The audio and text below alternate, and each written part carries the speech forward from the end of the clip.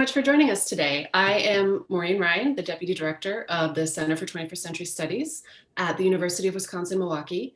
And this is the latest installment in our Fall Fridays series. We have something going on every Friday at this time on our YouTube channel.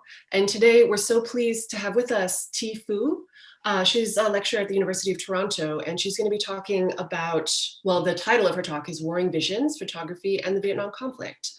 And I'm going to step out of the way so that we can begin, but just a couple of programmatic notes. You're all watching this on YouTube Live, I assume, and you can leave comments at any point, questions, conversational tidbits, whatever you'd like in the chat, the comment function on YouTube. And once her presentation is ended, we're going to shift kind of in the second half to Q&A, and I will be bringing those questions into our discussion, so we'll address them in that way. So feel free to leave questions whenever you have them, and we will respond as best we can. And I think that's all I have to say. I will turn it over now to our Center Director, Richard Grusin. Thanks, Maureen. We're really happy to have Thi Phu with us. She was scheduled to come last semester, but her visit was, or last spring, and her visit was a casualty of COVID shutdown. So now in this new COVID world we're in of distant everything, we're glad that she can join us from Canada. As Maureen mentioned, we're doing events every Friday. Next Friday at the same time, we've got a really exciting roundtable called Black Rhythm Happenings, talking about Black cinema, and particularly from a formal and aesthetic point of view. Have 4 different speakers, both filmmakers and critics. And then the Friday after that, which is also the Friday after the US election, we have an election post-mortem where we're bringing in some political scientists to talk about what happened on Tuesday. And I guess the only thing we're hoping is that actually the election is dead by then, and that it really is a postmortem, because I think it's very likely to be another zombie election. I just happened to watch the other night 537 Votes, which is a documentary on, I believe, on HBO about the Bush-Gore election and the vote counting there. And I had forgotten it was over a month before the Supreme Court finally stopped the recount, and we actually knew who won the presidency. Could be longer than that this year. In any event, glad you're all here and hope you will continue to join us. And with that, I want to turn this over to Margaret Noden, who is our new Associate Dean of Humanities at UWM, and Margaret will introduce Thi. Thank you, Richard, and thank you to Maureen and Kyle and everyone else that's here making this possible, and everybody that has made time to be here with us and listen. It's just a real pleasure to be able to welcome Thi, even virtually, to our space that we've created here. And I want to just read a few things I wanted to make sure I got right about introducing her to all of you. And then I will turn it over to her to spend some time with you. Thi Phu is a professor of media studies at the Department of Arts, Culture, and Media at the University of Toronto, Scarborough. She earned her PhD at Berkeley. I met her when she was faculty at Western University in Ontario, where she taught courses about images and culture and the theories that frame the way we understand media, migration, what it means to be part of a diaspora, so many other things. She brings students together and encourages critical thinking that will change our future.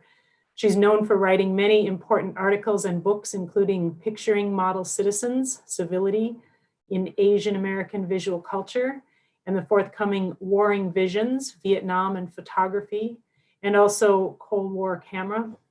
I also want to say that welcoming her here into what we would call an Anishinaabe king, even though she is on the eastern side of the Great Lakes, she's actually still a part of our world. And it occurred to me that when we have this renowned scholar who studies images and the way that they connect cultures, one of the most welcoming things I could do is share a brief little song, not long, just a little tiny one that starts out with one of our words from Mother Earth, which is Mazakamekwe, one who makes images.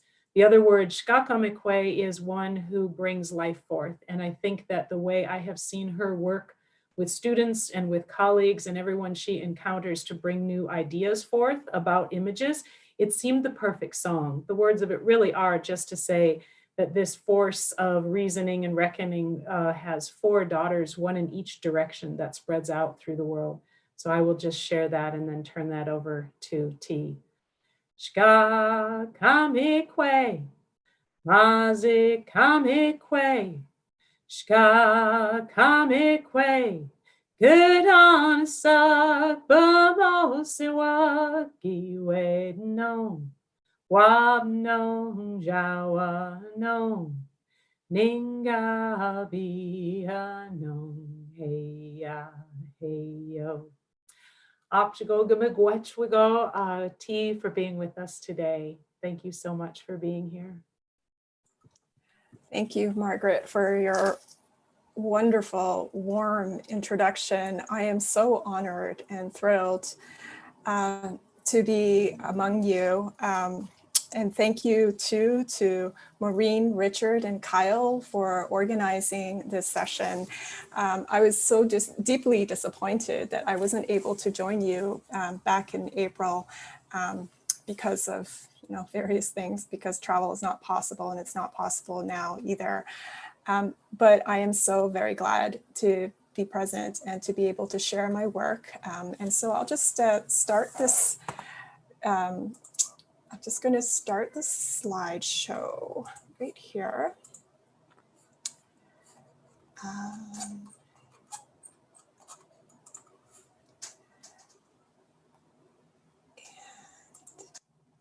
See it? Great. I'm going to be just telling stories about my forthcoming book on warring visions. And I'll just get started. You'll see that a lot of it is sharing of me and the people that I care deeply about. It's a story about how to see, how not to see, and what we learn from this interaction between seeing and refusing to be seen. So photographer George Lewinsky once remarked that so far as photographic coverage is concerned, there never was and probably will never be another war like Vietnam. Vietnam was a big production number, a big sell. He was not alone in avowing what is now an article of faith, that the war in Vietnam, one of the most visible of the 20th century's many wars, marked a watershed in visual history. It was a watershed, for example, when it comes to broadcast and print publications, contributing, as it did, to the golden age of television. Not for nothing was it called the Living Room War. And it was a watershed in visual history because it inspired an iconic set of award-winning images of atrocity, including Burning Monk, Saigon Execution, Napalm Girl. All of them images that, though they depict the suffering of Vietnamese people at the hands of other Vietnamese people, are often construed as illustrating American guilt and American grief. What's striking to me, however, oops, let me just go back. What's striking to me, however, is the ways in which an American framework has influenced how this war comes into visibility. So even when photographs depict, again, as I mentioned just now, Vietnamese suffering, a powerful media infrastructure reinterprets kind of this Vietnamese story so that they attest to American anguish about atrocity. The Vietnamese have become spectacles in this war. They are looked at, but seldom accorded the right to look. How, I wondered, did they view the war? For they did indeed desire to be seen.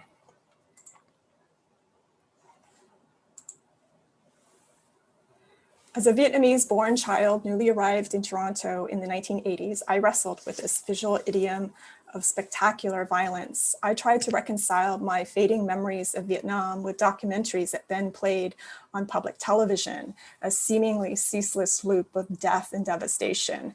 Though my brother and I were young, even we noticed the repetitious themes: an explosion here, an injury there, death everywhere. We were riveted and repulsed.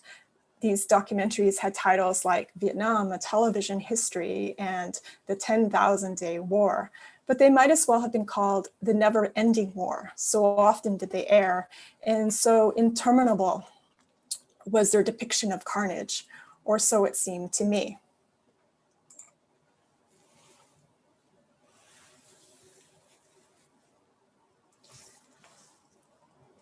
Presented in this way, Vietnam was above all else a war. For Americas, this was a war they entered ostensibly to contain the threat of communism from spreading throughout Southeast Asia, one that 4 presidents continued despite increasing public opposition and diminishing hope of success.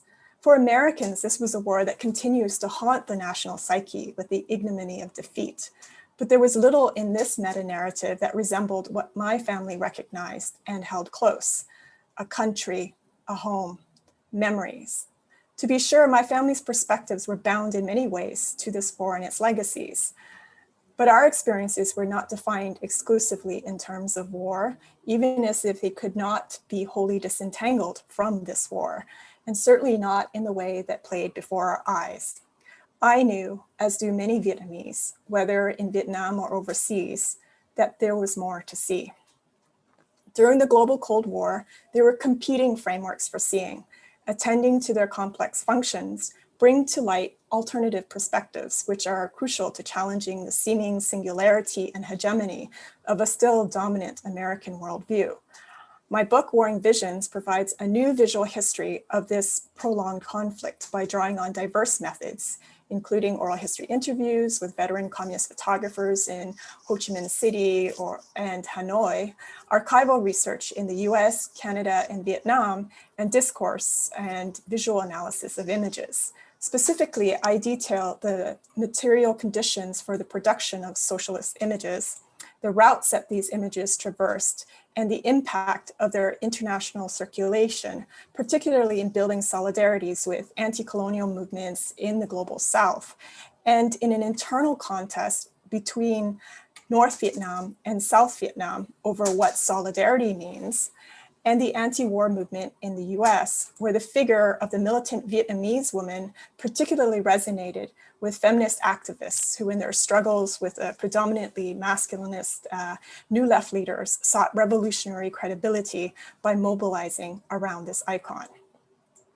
Hanoi understood well the importance of being seen and selectively recirculated US press photos for socialist purposes. Among the images that proved especially potent were shocking photos of the self-immolation of anti-war protester Norman Morrison in 1965 and the devastating napalm attack on Trang Bang that scarred 10-year-old Van Thi Kim Phuc, the subject of the napalm girl photograph, which was subsequently used in communist-run state presses. By reframing this photograph, the communist press challenged the American perspective. The transnational circulation of images attests to a contest for meaning. The icon became a warring image and not just an image of war. I invoke warring in the title of my book deliberately as a gerund to denote the active deployment of photographs for the ends of war and to suggest the labor and practices of war making. The book overall demonstrates that visual struggles are central to the conduct of war and its prosecution of memories of war. So the inspiration for my book arose from a growing sense of disquiet that the spectacles that define this prolonged conflict, exemplified by the triptych of iconic images I showed at the start of this talk, in no way squared with the perspectives of my own diasporic Vietnamese community. No way that it was anything that we recognized as what we encountered ourselves. It was sparked by hazy recollections of half-forgotten scenes, whether witnessed firsthand or described to me, I could no longer tell. And from this roiling, the blurred edges of one image in particular are sharpened into view for me, a photograph that I remember from my childhood visits to the suburban home just east of Toronto, belonging to my mother's close friend, whom I will call by the pseudonym Hua. So this is a moment where I don't show photos, but just imagine this. Sometimes not seeing is as powerful as seeing. So compared to our bare apartment with its makeshift cardboard box furniture, stuffy summers and drafty winters and pests skittering beneath floorboards with the flickering of lights, Hua's modest home seemed luxurious. It even had a fireplace whose polished mantle she adorned with Wedgwood figurines, crystal candlesticks, and her wedding photo, framed in silver. These gleaming ornaments drew me. But in particular, I returned to the photograph with every visit, moved by different details over the years.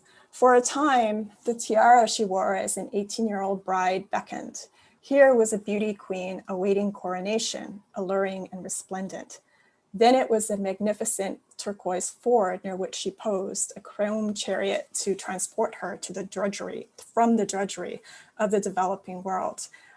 I looked nothing like the stunning woman, yet I could not take my eyes away.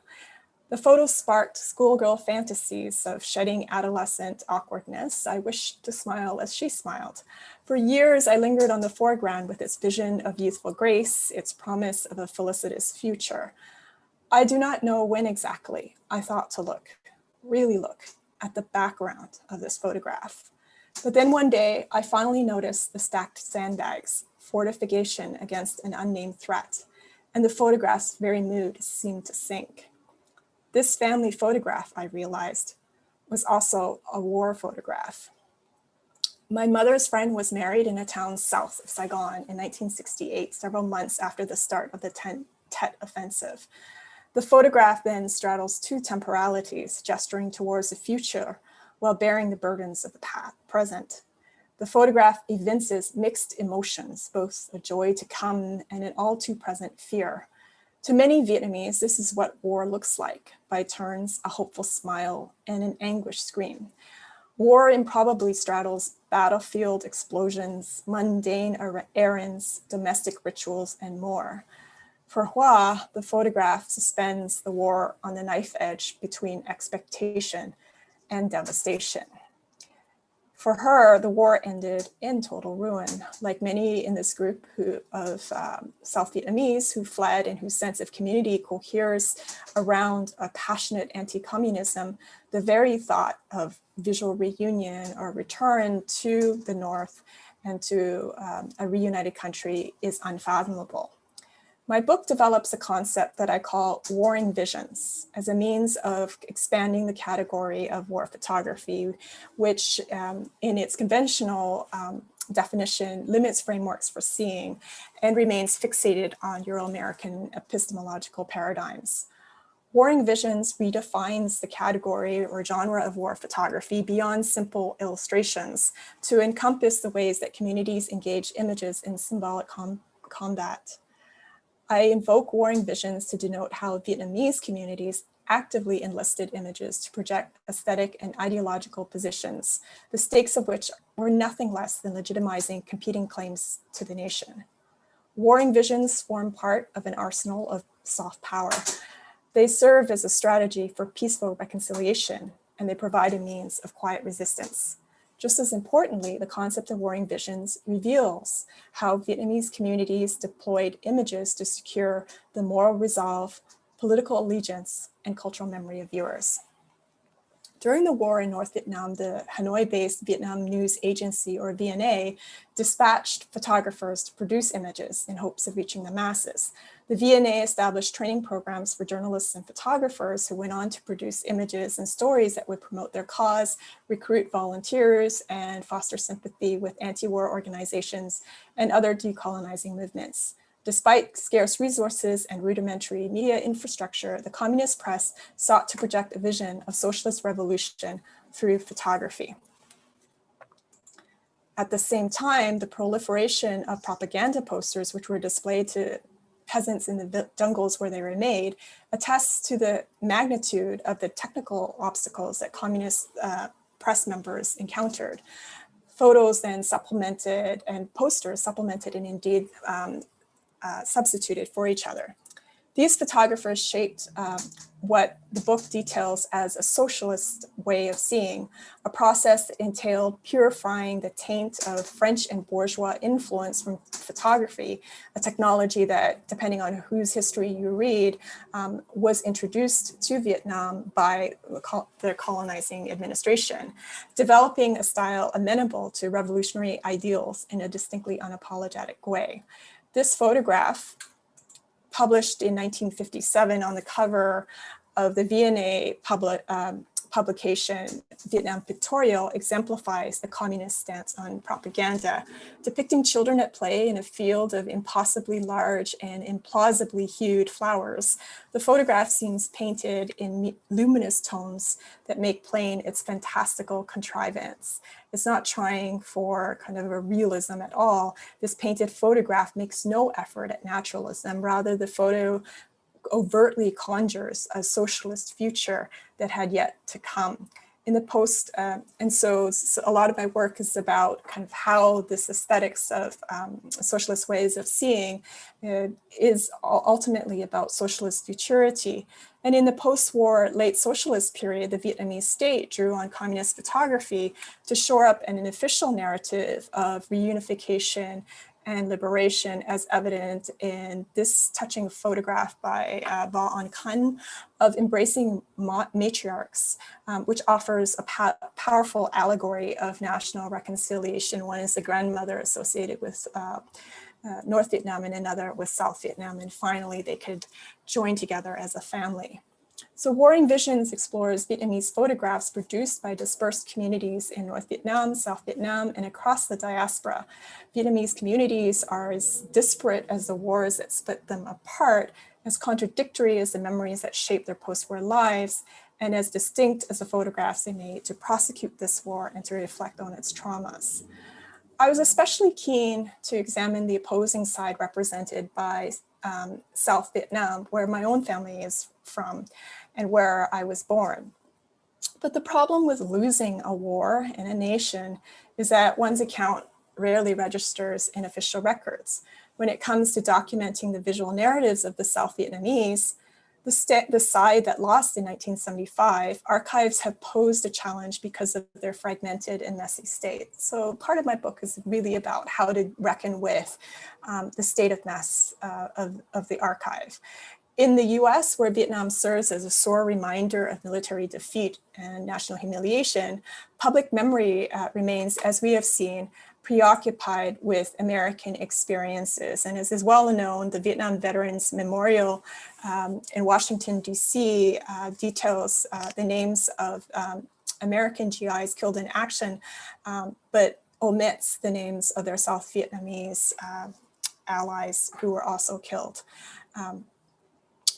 So these memorials are largely indifferent to Vietnamese experiences. Meanwhile, in the Socialist Republic of Vietnam, established after the end of the war, the South Vietnamese side of the story fares no better. Indeed, the very existence of South Vietnam is expunged from public records so sorely that the cemeteries devoted to the Army of the Republic of Vietnam, or the ARVN soldiers, are neglected and vandalized. So whereas socialist state-run agencies have extensively documented their revolutionary struggles, when it comes to South Vietnam, glaring gaps in official mainstream archives drove me to look elsewhere, to the street, to marketplaces, to personal recollections and collections, a move that aligns with the work of Black and Asian diaspora studies critics like Christina Sharp and Yen-Lee Espiritu, who have drawn attention to the value of the personal as a critical methodology that can redress the fractured histories of diasporic subjects. In particular, I found that discarded and unclaimed works, commonly known as orphan images, provide one way of addressing this archival challenge. The term orphan images is drawn from copyright law and denotes materials whose provenance is unknown. Their core characteristic is the absence of contextualizing information, which evoke contextualizing information, which evokes an irretrievable sense of loss. However, these objects provide poignant clues about the fate of South Vietnamese veterans who have all but disappeared from official archives. I began this research asking then, what can be learned of photographs in the absence of a story? So much of the domestic images are images that tell a story. But if you lose this contextualizing history, how do you tell this story when the memories that bring photographs to life are missing from official records? And what stories, moreover, can be told of photos for which little, if any, context exists? Though I don't wish to overstate the significance of the orphan metaphor, which doesn't necessarily connote familial relationship. Nevertheless, this word has special resonance in the context of the Vietnamese state's politicization of family. This politicization is evident in the Communist Party's invocation of familial terms of address, an and specifically, brother and sister, to unify patriots as symbolic kin. The state's avuncular benevolence is most clearly expressed in the figure of Ho Chi Minh, known as Buck or Uncle Ho, who famously chose not to marry and have children of his own so as to commit wholly to the Vietnamese national family. A similar spirit of national sacrifice can be seen in the practice of venerating so-called revolutionary mothers, women whose sons died while fighting for the revolutionary struggle. Families of fallen soldiers from South Vietnam, however, are left to mourn husbands and sons who, in a context where public memorials recognize only revolutionary martyrs, have in effect become wandering ghosts. Anthropologist Yannick Quan has observed that the private rites of commemoration in Vietnam contest the state's public memorialization practices, which forbid the public remembrance of South Vietnamese deaths by reconciling communist and Arvan men. However, the wayward sons in discarded photos, such as the ones contained in this album, which is a military academy album dedicated to some men who went to the school called the Tu Duc Military Academy School. So this album, which I found at a vintage shop during one of my trips to Vietnam several years ago.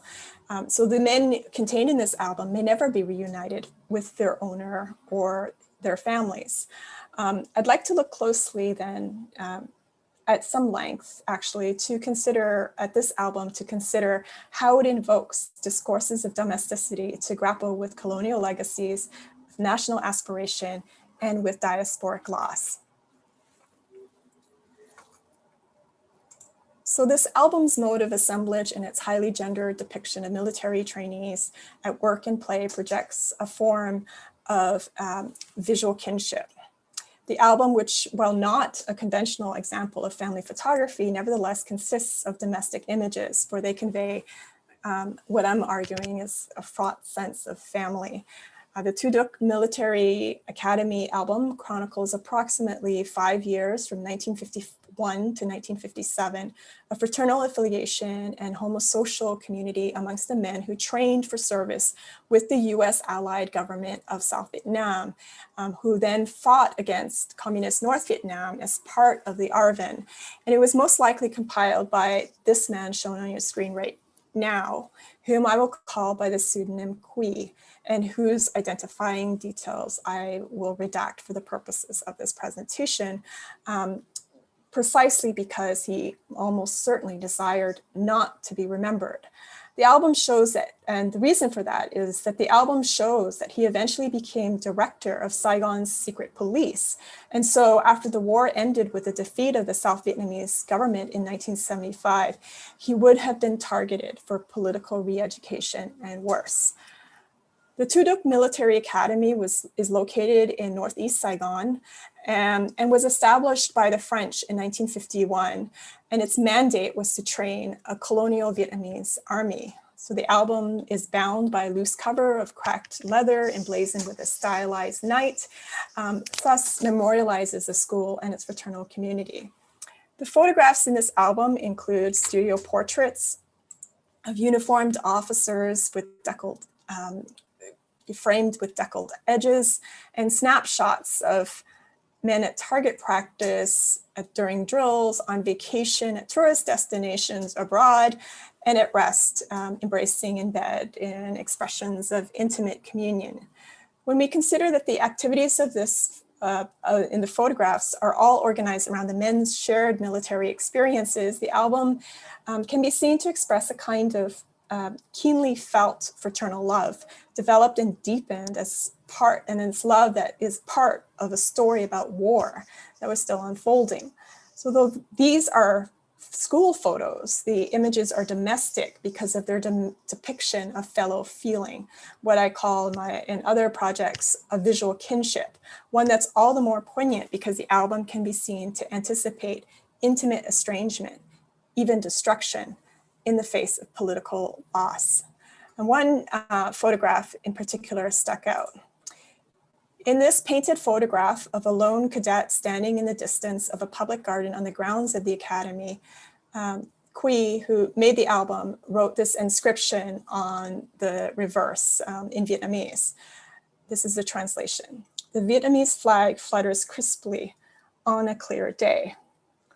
By which flag does he mean? By which I contend he meant likely the flag of the Provisional Central Government of Vietnam, which was established in 1945, shortly after Ho Chi Minh declared independence. The photograph's exact date, as revealed on the reverse of this image, is March 4th, 1954, and is important because it was taken less than 2 months before the French finally surrendered to the Viet Minh at Dien Bien Phu, which occurred on May 7th, 1954. So what is striking about this photograph, and which I didn't immediately see, it took someone with a much closer relationship to this history, my own parents, to point this out to me, is that the photo has been cut in a precise line so that there is no sign of the flag described in the inscription, if you see the top. So what's evident, how we know that this photograph has been cut, has been cropped, is the missing decal edge on one side, the top side of the photo. And I contend that this presumably took place after, not during the making of the photograph, but after the defeat of the French, because it signals the next chapter in Vietnam's history, or there's a jumble of dates that's happening here. So, but given the album's discarded state in the wake of the fall of Saigon in 1975, it's probably more evident that the cut took place as part of a series of disavowals, not on 1954, when one flag replaces the colonial flag, but after 1975, when the flag of South Vietnam disappears. The unseen hand that erased the flag of an older order from this photo responds to, and indeed enacts, political erasure, visually reinforcing the divided state of the nation, cutting the photo in two at a moment when flags for a reunified Vietnam, one marked by the demise of South Vietnam, whose flag is being removed here. Moreover, this act was done so neatly that viewers glancing only cursorily might easily miss it altogether. And yet, the very context in which this object was found, not to mention the information that it discloses about inconvenient loyalties, attests to its repudiated status. The album exemplifies what Eve Tuck and Wayne Yang, in their call for decolonizing ethics, evocatively describe as an objecting object.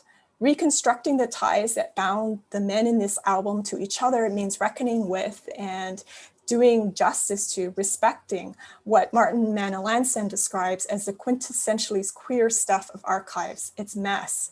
Discerning the meanings of an album and its mode of assemblage means then attending to its self-unraveling, its willful obfuscations and disidentifications, its disassembly and its dissemblance. Understanding the meaning of this discarded and unclaimed album entails reckoning with mess without seeking to clean it up, protecting, even redacting its secrets instead of divulging them.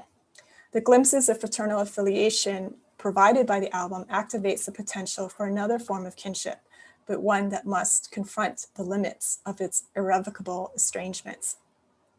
The gap between photos in the albums and in the empty spaces where photos were once placed provide us a glimpse, perhaps just as evocative as the images that remain of the men who fought for the Arvin and who have been disowned from mainstream histories.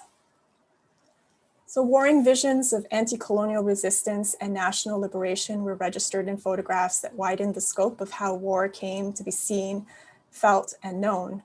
Warring visions include thunderous explosions muted by the lull between skirmishes and battles, the camaraderie of brothers and sisters in arms united by a common cause, the repose of soldiers, landscapes pristine and ruined, the mundane routines of everyday life, and so much more. More than feeling, seeing, and knowing, warring visions of Vietnam attest to how photography actively waged war, staking claims for a community's loyalty and not least its memories, and attesting to willful acts of refusal, renunciation, and forgetting. Thank you so much. I look forward to hearing your questions. Thank you. That was really wonderful. I can start moderating questions, comments, if anyone wants to throw some in the chat. In the meantime, if Meg or Richard are interested in saying something, we have a few moments. There's no questions yet.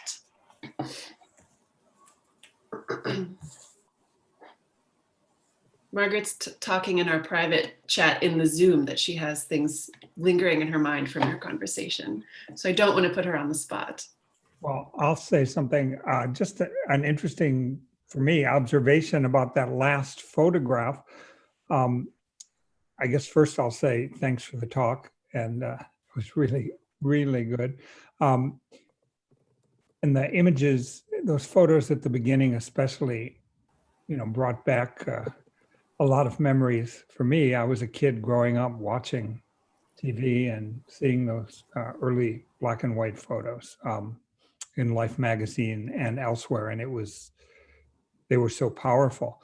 But the comment I guess I wanted to make, I don't know how or if it fits into your argument, is that I was really struck when you showed that photograph with the flag cut out, because it reminded me of what my mother did to our family photographs after my father and mother divorced and after my father left.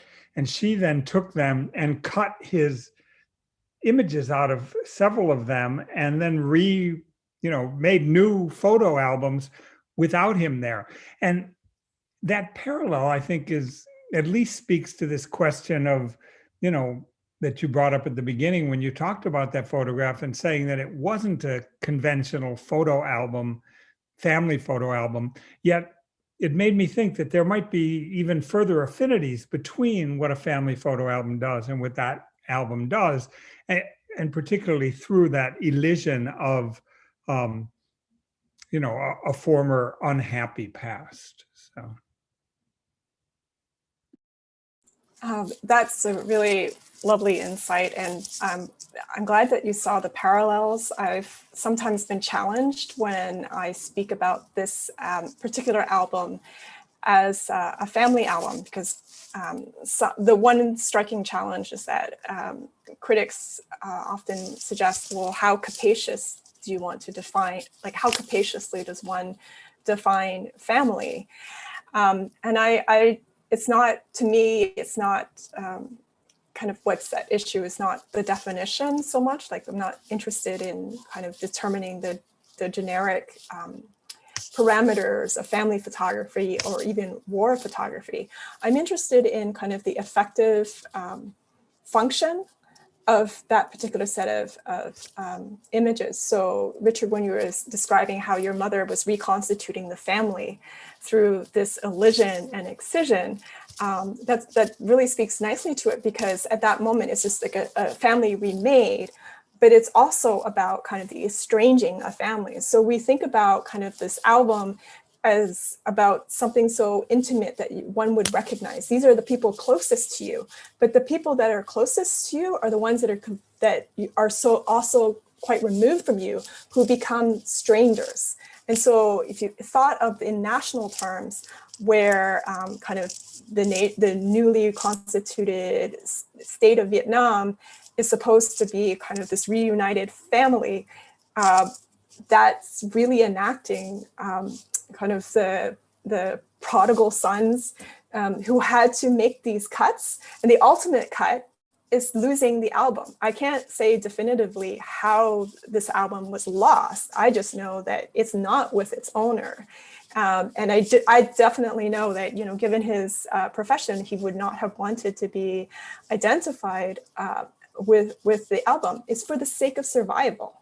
And it's very much a parallel of what your mother did in remaking the album. It's like, how do you survive as a family after this loss?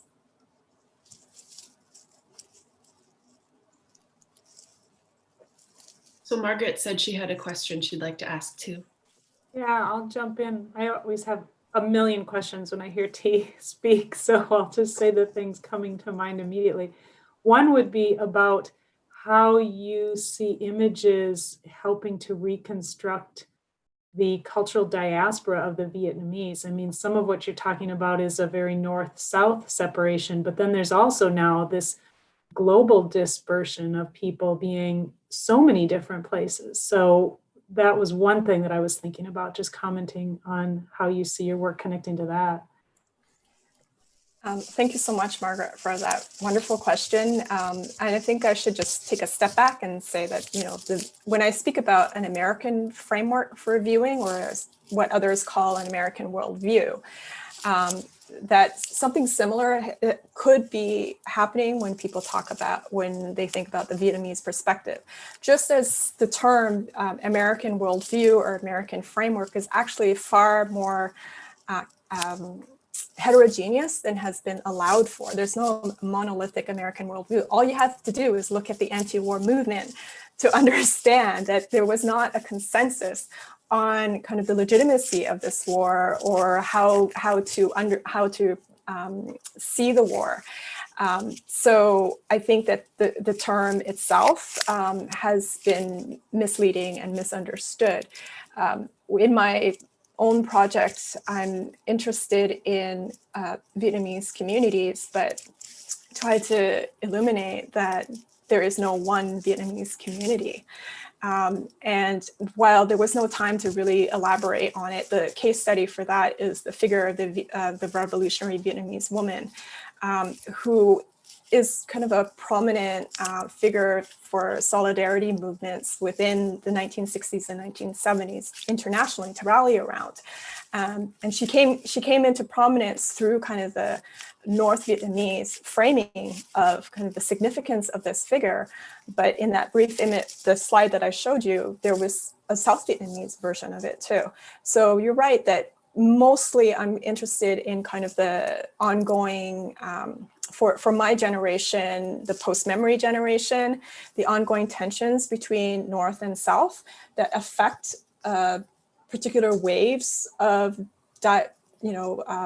forced migration in the 1970s and 1980s. But there's further nuance that isn't covered within kind of the frames of my book, which is about diasporas that come afterwards that aren't really about kind of the immediate impact of the war at all. It's diasporas that emerged as a result of kind of late socialist networks, prominent North Vietnamese who get placed in former Eastern Bloc countries on work permits and so on. So that is not speaking to that particular kind of formulation of post-war memory. Maybe just like connected to follow up with that, what do you think will be the perception of like the next generation? So as you work, you're looking backward often, but what do you imagine for I know in my work, I'm often thinking that I'm teaching to the next generation, but standing kind of between the past as well. So do you have thoughts on how, the people that you have in your community now in Canada, the youth there are reading all of these images? That's a really great question. It's first of all, I have to feel like it really ages me. You know, I'm also like I marvel at kind of the creativity and imagination of the people that come after me. In many ways, I think, you know, that kind of question, I almost feel like I needed to do this research so that they could move on from the war. Because even establishing that this generation of Vietnamese saw the war differently is a relatively recent thing. So I think that some kind of like artists that draw on different themes that are more interested in kind of, or coming out of Vietnam, trying to kind of establish kind of a creative practice that reimagines kind of the nation after the war. I think that that's one of the crucial things that they are doing. But, you know, it's not as if they're doing it separately from developments elsewhere. The diaspora has, a lot of the members of the diaspora have returned and are training the younger generation in visual practices. And some of the subsequent generations have gone on in the pre-COVID world to do education abroad, both in Canada and the United States. And they're bringing those particular insights. So I think that certainly kind of this preoccupation with the war is very much my generation. But I look forward to seeing what subsequent kids do. So, yeah, I wanted to follow up on the diaspora question that Margaret asked, to ask you. I was interested in it might have been the first set of images you had, the 3 photos, the one photograph that was turned into a poster that was then turned into I forget what the third one was. You know the one I'm talking about. And I'm wondering if, so, you know, for me, when I see these 3 versions of the same, or 2 sort of new versions of the same image, I mean, I can't help but think about the process of remediation as images relate with each other. And I would think in terms of how these images circulate in the diaspora, that clearly that would involve remediating them in different kinds of forms, at the very least, just in terms of just simply distributing them through different media, but probably in other ways as well. So I wonder if there are other instances like that of images, you know, that come to mind, that you can think of, where the practices have been to not only to sort of distribute them to a population dispersed geographically, but also to distribute them through different kinds of media forms and forms of mediation. Yeah, that particular image is really striking for me. And I was trying to find evidence that the North Vietnamese knew exactly what they were doing, that they had a strategy for visual production and circulation. And the particular strategy was nothing less than influence of the, among the anti-war community worldwide. And that image was the evidence that I was seeking. It began with just looking, so one of them is just a silhouette that is on the museum, the Hanoi Women's Museum. And so it was a revelation to understand that it's one of the most well-recognized photographs made by a man named My Nam, who worked with the communist youth in the 1960s and 1970s, of a militia woman. So it's part of kind of this category of images of the revolutionary Vietnamese woman. And so then I went to the archives relating to women's conferences, international conferences in 1970s, I realized that was kind of the cutout, the silhouette that appeared on their name tags. And so there it was, the evidence that those images, which were made by North Vietnam, found their way to the anti-war movement. And so that's what the function of remediation in that particular context would actually do. But in terms of what the diaspora has done. It's a little bit harder to determine because the photographs that were made by the South Vietnamese has been, like the official photographs, has been really hard to trace. And so the only source that I could see, short of like going to reproductions out of newspapers at the time, or Getty images that followed the news, Madame U, and so on. So those are Larry Burroughs photos, which isn't what I was looking for. I was looking for like Vietnamese photographers. The only one that I could find was from this photo book called Vietnam in Flames, which was a collaboration between a colonel, an ARVN colonel, and a civilian photographer who first documented or learned photography, documenting the war with the French, on the side of the French.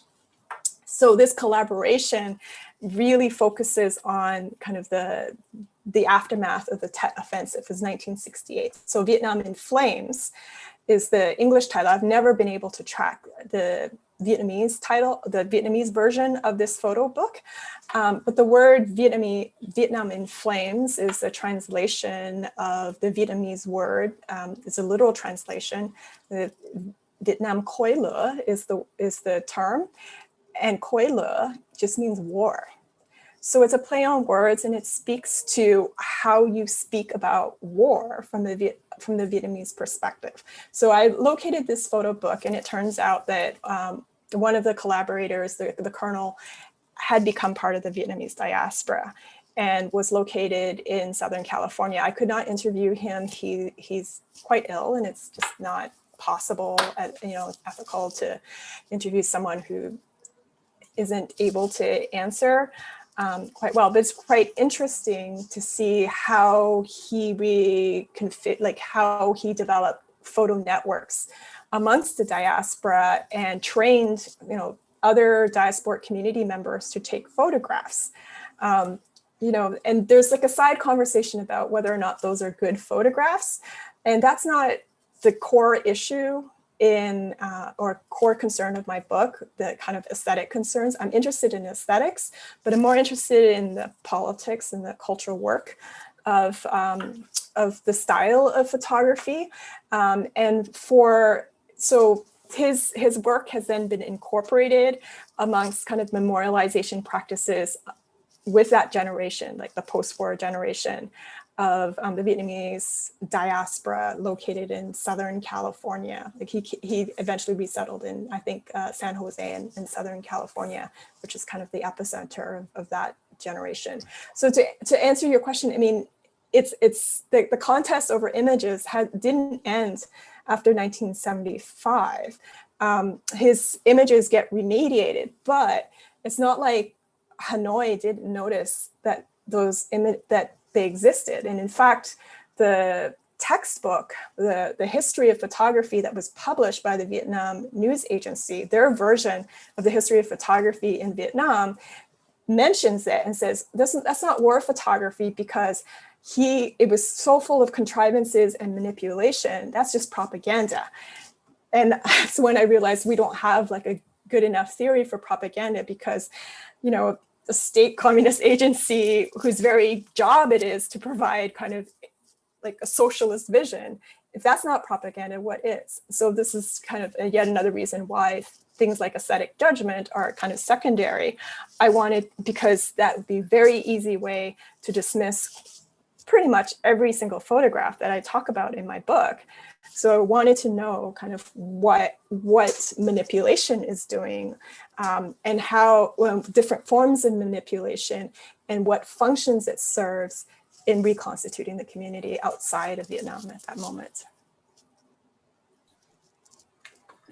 So we have a question from Zanderson Productions, who apologizes that this is not a precise question. I think it's actually a really good question. They ask, I'm curious to hear more about the practical ways you went about tracking the public and or generational circulation of these images.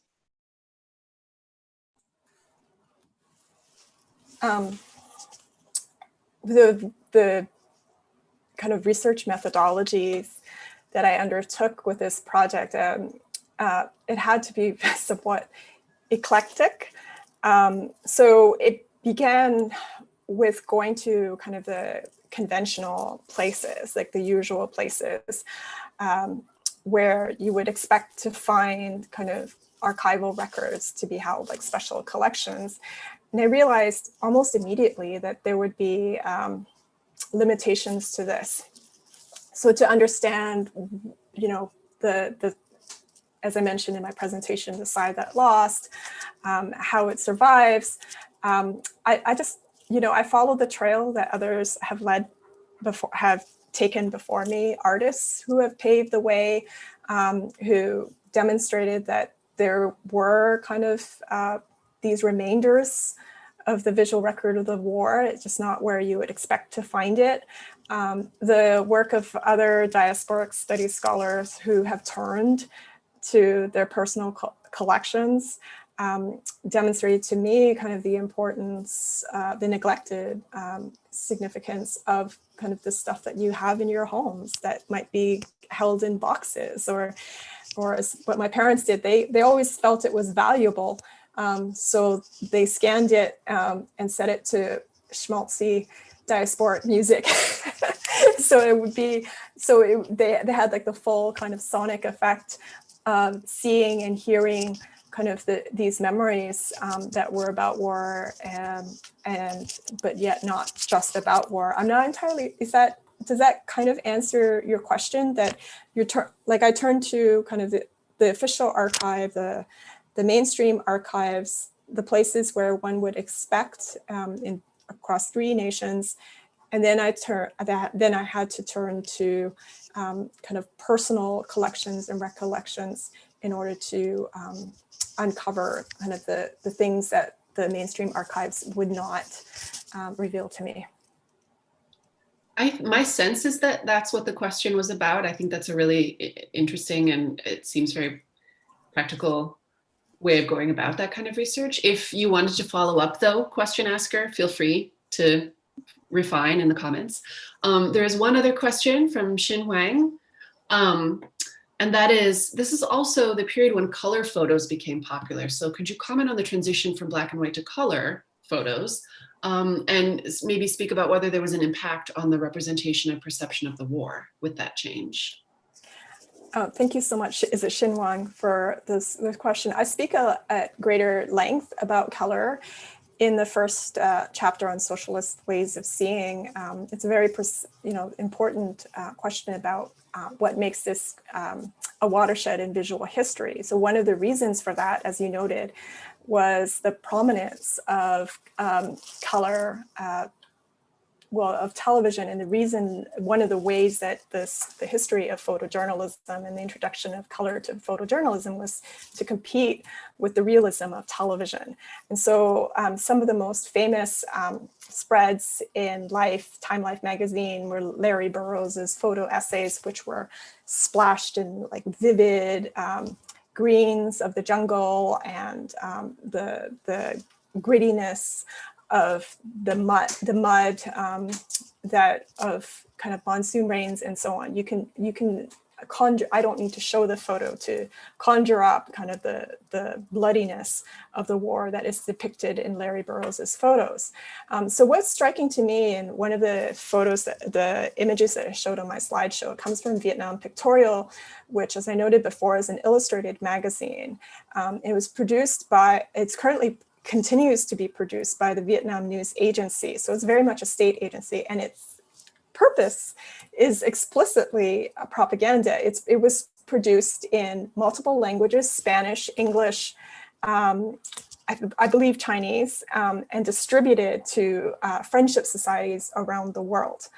In its first few years of publication, technical constraints, as well as probably financial constraints, meant that it was mainly published in black and white.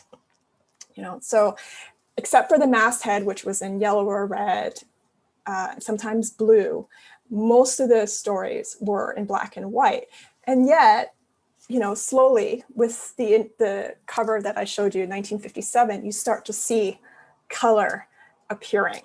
But what's striking to me in kind of the, how color photography was handled or color images were handled in Vietnam during the war is that it's not done for the reasons that Larry Burroughs does, for realism, for, this kind of heightened sensations that was supposed to compete with the realism of television. I mentioned that it was it's contrivance, technical contrivance. There's no attempt to make the flowers, the painted flowers, look like flowers, like natural colors of flowers. No attempt to render the children's faces in kind of like fleshly tones is not until like 10 years afterwards that is any attempt at realism. So the question is for me, like, this is overtly manipulated. It's overtly fantastical. It's explicitly fantastical. So that's how color comes about. And so when I was like perusing this illustrated magazine, it became apparent to me that, okay, well, only a few images, because of technical constraints and financial probably production costs, only a few images could be rendered in color. So what kinds of images were they? And they tended to be images that accord with, as I mentioned in the presentation, accord with a socialist futurity, a vision of kind of a utopian socialist future to come. So this is why the first color photo is about children. It's calling forth kind of this new generation, new kind of revolutionary generation. So it's not surprising then that you have like further issues would have children with, evoking kind of the cherubic cheeks, the rosy cheeks and so on, as well as kind of gleaming factories and so on. So these are like socialist themes that were rendered in kind of vivid colors, but not to compete with the ways that, but the use of color photography within North Vietnam was certainly not, did not unfold in the same way that the history of color photography did elsewhere in the world. That's great. Thank you. So there's a follow-up from Z Anderson Productions. Just a note to say this, your response was very helpful. These processes for exploring unofficial archival materials seem very complex, and I appreciate the response. Yeah, I think it just is so, archives are contingent to begin with. And when you're dealing with the diaspora, it must be even more complicated, so. I just feel grateful that I did this research, but while I could still travel. Yes, I can't imagine trying to complete something like this on the scale of it now. Thank you so much. I think that concludes, unless there are other questions people want to throw in the chat at the last minute. If not, I think I'll just thank T for her time and her generosity. That was a really beautiful lecture. I learned a lot, as I always do. If others want to come back on and say goodbye as well, we can end it there. Thank you so much. T, it was great. Good to see you on the screen. Take care. Yes. Yes. Thank you for finally being with us. I think it's nice to have this intellectual diversion amidst everything else we're facing. So this was the highlight of the day for me, if not perhaps the month. So thank you so much. I wish I could be there in person. One day we'll connect again, all of us, but thank you so much. Yeah. Thank you. We do pride ourselves on our cheese plate game at the Center for 21st Century Studies, so I regret that we are not able to share one with you in person. But yes, we hold out hope for the future. So take good care, everybody. Thanks so much for coming. Bye.